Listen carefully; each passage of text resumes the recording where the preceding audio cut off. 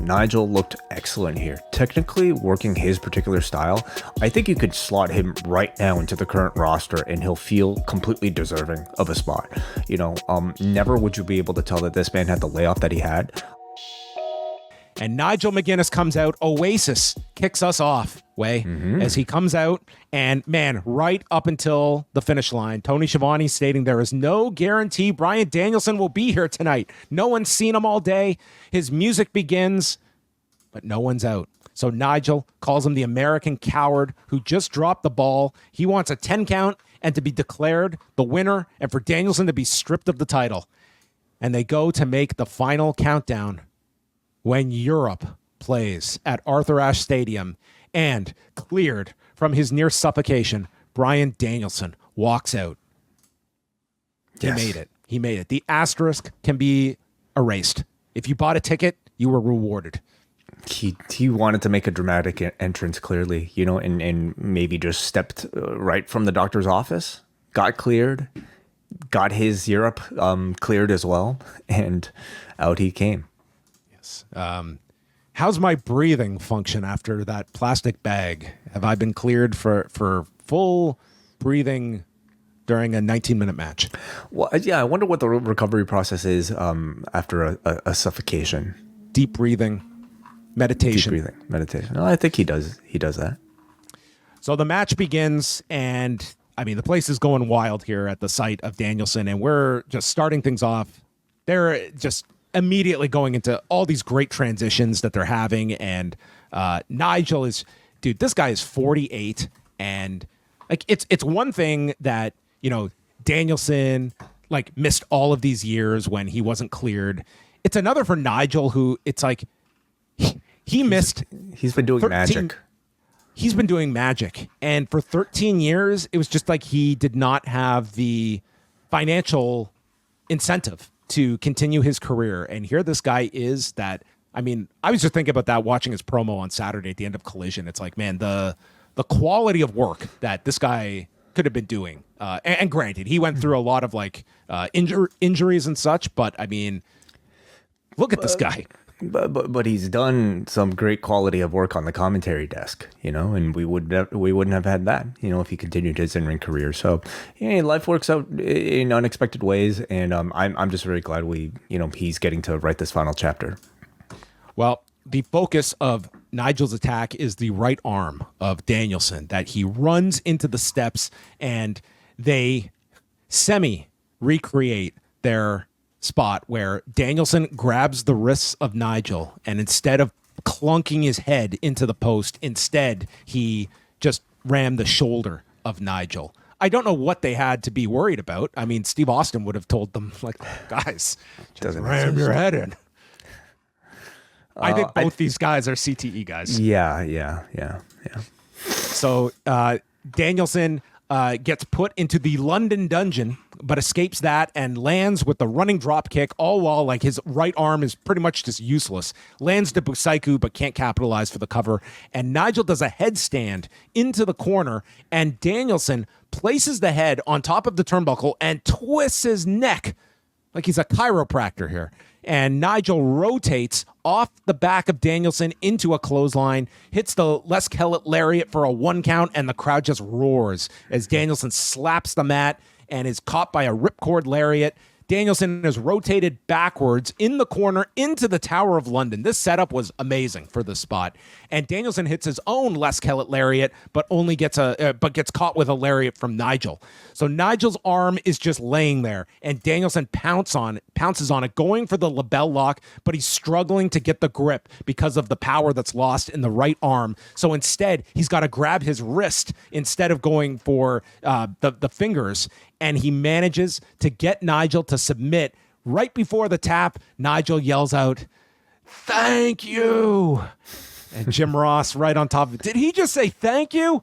And the finish comes at 18 minutes and 51 seconds. And they circled back to Danielson doing this a year ago with Okada when he had the broken arm and managed to submit him in Toronto. So I thought a really entertaining match that these two had. Was it their top level? I wouldn't say it hit that, but I thought this was pretty great. And I just thought, like, for Nigel McGuinness, like, this is his first singles match he's had in 13 years. He goes 19 minutes, and I thought it was pretty extraordinary for that fact. It really is amazing. I don't know if I wanted something that matched their initial run. Well, no one wanted the head spots, and neither did these two. So Yeah. I was happy to see that omitted. I mean, I thought this was great as its own thing. Nigel looked excellent here. Technically, working his particular style, I think you could slot him right now into the current roster, and he'll feel completely deserving of a spot. Never would you be able to tell that this man had the layoff that he had. I thought his heel work was excellent. He definitely looked like he, had the instincts of a veteran, being able to control the crowd very confidently through his mannerisms.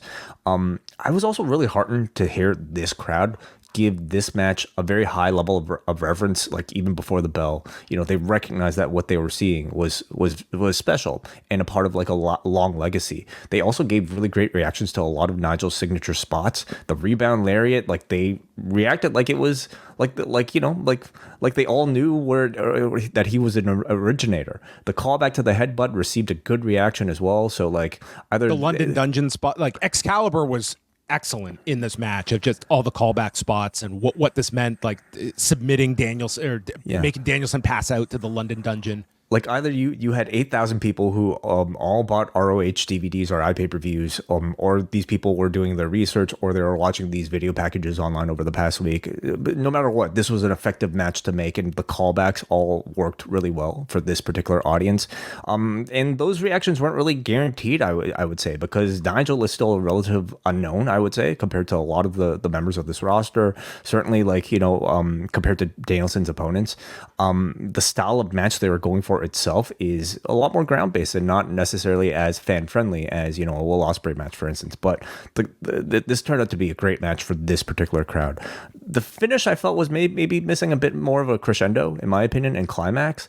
That's just kind of maybe, in my opinion, how modern audiences tend to react. But maybe they're just going for something that was a bit more. I don't know, realistic. Though I did love the overdramatic thank you at the end. I thought it added, added a nice little sort of like, sentimental value to the match. And I'd love to hear Nigel give us a follow-up promo or something to maybe expand on whatever thoughts he was thinking as he was saying that. What if Danielson instead had applied the $1 Million Dream, and instead he whispered to Nigel, "Don't dream, it's over." I'm sorry. The music video that fan created. Oh, okay. I don't know if I saw the whole thing or remember it as well. That was the song that they used. Oh, okay. I'm sorry. Never mind. I tried. Yeah. So Christian walks out with his contract, and he's about to sign it when Kip Sabian sneaks up and steals his pen. I'm not kidding. And he runs to the back, and Cage sprints to the back, and there are Claudio and Pac awaiting. What they were waiting for, we don't know. They just stood there. Well, they have an interest to protect for John Moxley because, Moxley's target is Danielson. Okay. Yeah. How far did he get away with the pen? I'm assuming pretty far. Well, I mean, long enough for the moment to pass. He should get an electronic signature and be just always have it ready on a drive. So if Kip Sabian signed the contract, would he get the title shot? Is that how that's how it usually works in wrestling? Yes. Right. So now we know the sort of mechanics of this cash-in contract. Christian has to bring the contract out and has to physically sign it on the spot in order for the match to be valid. He can't sign it beforehand. Okay. I'm guessing what does he have to write? The location? I want to cash in at his emergency contact. He's got to do all that. Is he cleared? He probably needs something for the New York State Athletic Commission. Gotcha. So as long as the signature is not on the contract, then the match is not valid. So the key to it is the pen. Yeah.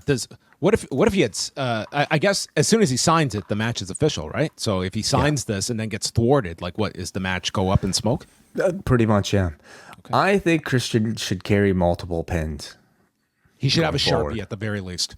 Yeah. at all times. Yeah, I'm not really loving any of this cash-in shenanigans, especially like, I'm sorry, but like having Kip Sabian attached to it just makes this feel so much lower than I think it should be. You know, we're talking about world championship challenger here, at least when compared to like a John Moxley who just, you know, like it's serious. We're talking about a guy who just had a bag, you know, stuffed over his head.